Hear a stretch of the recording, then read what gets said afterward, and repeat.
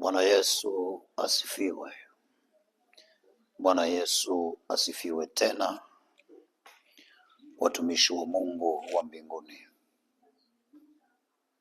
na wakaribisha wasikilizaji wangu ambao mmepata neema ya kuendelea kutufuatilia kwenye ujumbe huu.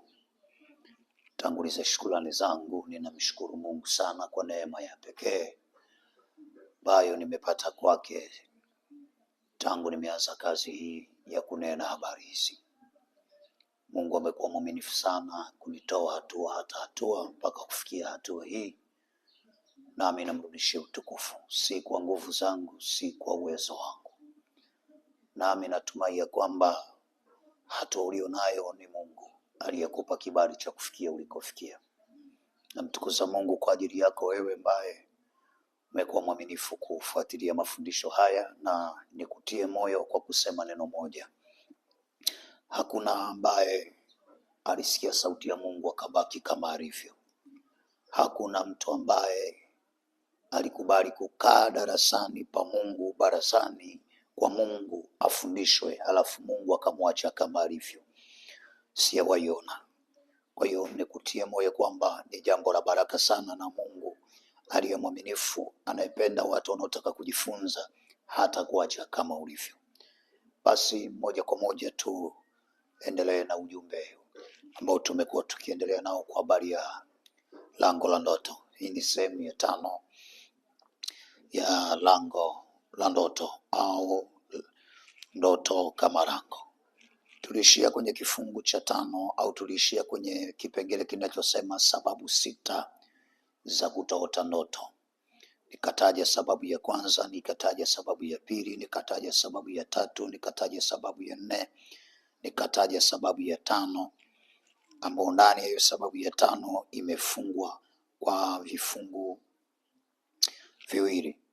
Manake ni moja, lakini imegawanywa katika vifungu viwili likamilisha ile sababu ya 6. Nikasoma hichi kipengele kinasema kutotunza kwa maana ya kuandika. Kutotunza kwa maana ya kuandika. Kutotunza ndoto kunaweza kuwa sababu ya Mungu kutokukufunulia chochote kwa habari ya ndoto. Na maana yake, kama hautunzi ndoto ni rahisi kusahau. Kama hautunzi ndoto, nilisema ndani ya ndoto kuna maelekezo, kuna taarifa, kuna maonyo, kuna tahadhari. Maanake kama hutunzi, hujatunza taarifa, hujatunza maelekezo, hujatunza maonyo wala tahadhari. Lakini mtu asiyetunza pia hana uwezo wa kukaa akatafakari, maana huwezi kutafakari ambacho haukikumbuki. Torati sura ya 28 na ule mstari wa kwanza. Torati 28 mstari wa kwanza. Torati 28 mstari wa kwanza. Tutasoma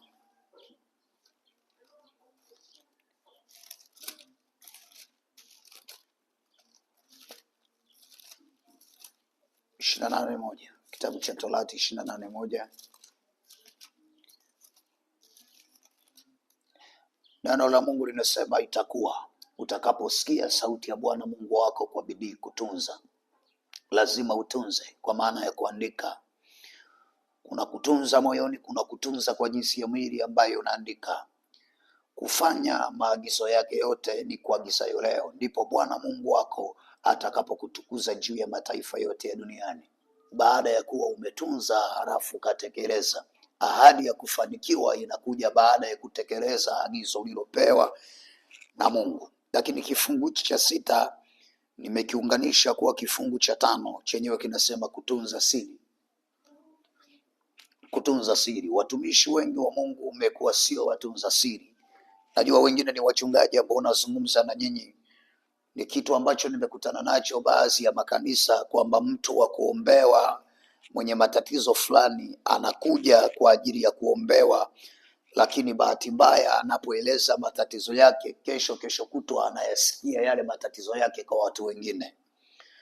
Kwa hiyo ni ombi langu kuwasisitiza sana muwe watunza siri, lakini anayeota ndoto lazima na yeye awe mtunza siri, kwa sababu si kila mtu wa kumweleza ulichoota. Moja. Kitu cha pili, unapoota ndoto kwa inayomhusu mtu, epuka kumwambia mtu kama aliyekuotesha hajakushuhudia kumwambia, sababu ukikurupuka kufanya maamuzi hayo na ndoto yenyewe ina shida, unaweza ukatengeneza shida, sababu si wote wana ufahamu wa kuelewa. Wewe umefunuliwa ndoto mbaya juu ya mke wake, ukishamwelezea mwenzio atabeba hiyo sentensi kwamba mke wake sio mwaminifu kwenye ndoa, tayari umevunja ndoa. Ndio maana kuna umuhimu wa huyu aliyekufunulia ndoto kukaa naye vizuri, ili akupe maelekezo ya kufanya baada ya kuwa umeota ndoto inayohusu mtu. Asante hapo kwa kuwa utakuwa umenielewa. Tumemaliza sababu 6 zinazosababisha wewe uliyekuwa unaota ndoto usiote. Tunaingia sababu 4 za kusahau ndoto, kwamba huyu mtu sasa yeye kuota naota, lakini ana tatizo la kusahau. Nimesema hili ni tatizo kwa sababu ukisahau unasahau maonyo, ukisahau unasahau taarifa, ukisahau unasahau maelekezo, ukisahau unasahau tahadhari. Sababu 4 za mtu anayesahau ndoto. Sababu ya kwanza, kutoelewa husababisha kusahau. Neno gumu sana, kwamba usipoelewa ndoto ni rahisi kusahau, ni rahisi kuipuuza. Yaani ni kitu hujakielewa, hakiwezi kuimba muda mwingi kwenye ufahamu wako kwa sababu haukielewi. Sawa sawa na Mathayo, ni kibibilia, Mathayo 13 na mstari wake wa 18. 13 mstari wa 28 kitabu cha Mathayo. Takusomea Mathayo 13, Mathayo 13:18, siwe 28, 13:18. Anasema, basi ninyi sikilizeni mfano wa mpanzi. Kila mtu asikiapo neno la ufalme asielewe, nalo huja yule mwovu akalinyakua lililopandwa moyoni mwake. Huyu ndiye aliyepandwa katika miiba. Huyu ndiye aliyepandwa karibu na njia. Kwamba unapofunuliwa kitu halafu sikielewe, unapofunuliwa ndoto halafu sielewe, manake unamfungulia mlango shetani, au unamfungulia mlango adui kuchukua kile ulichofunuliwa. Kwa hiyo ni muhimu sana, anayeota hujaelewa, haraka sana kimbilia kuandika kile ulichokiota. Sasa kuna makundi mawili. Kuna mtu anaota akishtuka tu hakumbuki, na kuna mtu anaota akiamka anakumbuka, lakini baada ya siku 2 hakumbuki tena. Huyu maana yake anatakiwa aandike na atafute kuelewa. Lakini kuna yule mtu sasa ambaye akilala tu akiota, akiamka hakumbuki alichoota. Hili ni tatizo ambalo lina njia ya kutatuliwa, na sababu hasa inayosababisha ni kwamba huyu mtu hana muhimili mzuri wa kiroho wa nguvu za Mungu kuatamia lango hilo la ndoto. Twende hatua inayofuata, kipengele cha pili au kifungu cha pili. Sababu ya pili, kuifanya ndoto kuwa kitu cha ziada, kwa sababu hakuna mtu anayesahau kuoga wala kula chakula. Kuna mtu ndoto ameifanya kama kitu cha ziada. Naposema kitu cha ziada, manake haina umuhimu kwake. Kwa hiyo anaweza kaota ndoto sasa hivi ni message Mungu amempatia, lakini kwa sababu anaenda kazini hana muda wa kutafakari, anaiacha, anaamua kunyanyuka anaenda kazini, asielewi pengine hiyo inaongelea kwa habari ya kazini. Nimeongea mazingira yamewahi tokea kwangu, nafunuliwa kwa habari ya kazi, kumbe Mungu hakutakiwa siku hiyo niende, kwamba mazingira ya kazi leo hamna kazi. Na mimi nimeshakurupuka kwa sababu simu jana yake nimepigiwa simu, nimeambiwa niwahi mapema, na mimi nimeshaona nimechelewa, sikuwa na muda wa kukaa kumsikiliza roho wa Mungu ananipa nini juu ya kile. Kwa naamka niwahi kazini, nafika kule naambiwa, bwana, kazi leo haifanyiki. Nishapoteza nauli, nilishapoteza wakati. Halafu ndio nakumbushwa njozi niliyoiota. Nakaa na tafakari, napata jibu sahihi kwamba kumbe roho wa Mungu alikuwa ananiambia nisiende. Sasa hii ni cha kawaida. Kuna mengine ni hatari kabisa, yanayogharimu uhai, yanayogharimu afya. Kwa hiyo ujifunze, umeota kitu, usikurupuke kuanza kuamka tu ukachukua vitu fulani, ukafanya vitu fulani, ukaingia kwenye vitu fulani kabla hujatafakari kile ulichokiota. Unatengeneza hatari. Hii inasababisha usahau, kuifanya ndoto kuwa ziada. Wewe unaamka tu na majukumu yako, huwezi kukumbuka. Ndio maana kuna mtu anakuambia asubuhi nilikuwa naikumbuka, lakini ila imefika saa fulani nimesahau. Ni nini? Umeipa majukumu mengine.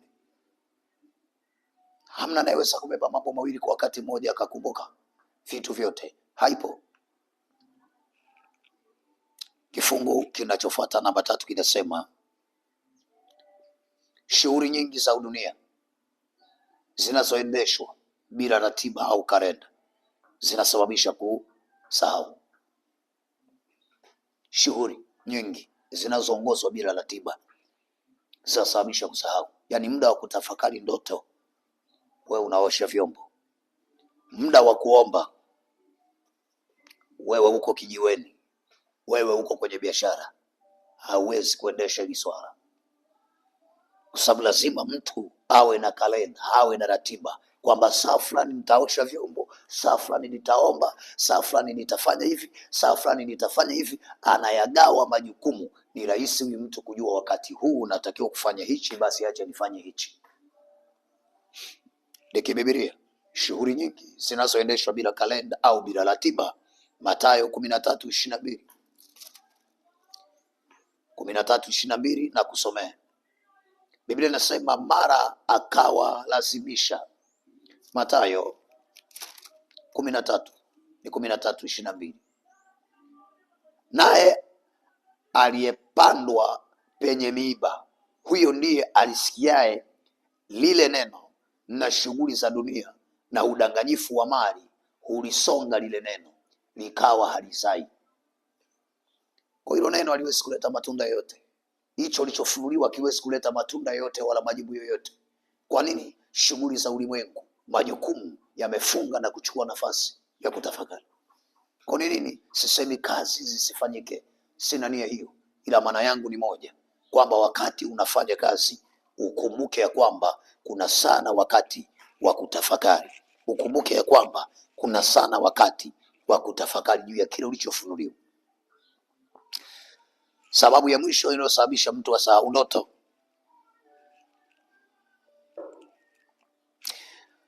kumpa Ibilisi nafasi. Efeso 4 na mstari wake wa 27 anasema, wala msimpe Ibilisi nafasi. Nini? Akipatiwa nafasi ni rahisi kusahau. Sasa pasa kumpa Ibilisi vipi nafasi? Kwa mambo mengi. Kutopata muda wa kuomba, umempa Ibilisi nafasi. Kutopata muda wa kusoma Biblia, umempa Ibilisi nafasi. Kutopata muda wa ibada, umempa Ibilisi nafasi. Kufanya sio paswa kufanya, umempa Ibilisi nafasi. Kuingia kwenye dhambi, umempa Ibilisi nafasi. Kutotii maelekezo ya Mungu, umempa Ibilisi nafasi. Kupuuza ndoto uliyoota, umempa Ibilisi nafasi. Kuna vitu vingi vinampa Ibilisi nafasi. Ni kile ambacho unafanya ambacho kiko kinyume na utaratibu wa Mungu, umempa nafasi. Asante kwa kunisikiliza. Naomba nishie kwenye kipengele hichi, tutaanzia hapa na kuendelea hatua nyingine. Mungu wa mbinguni akubariki.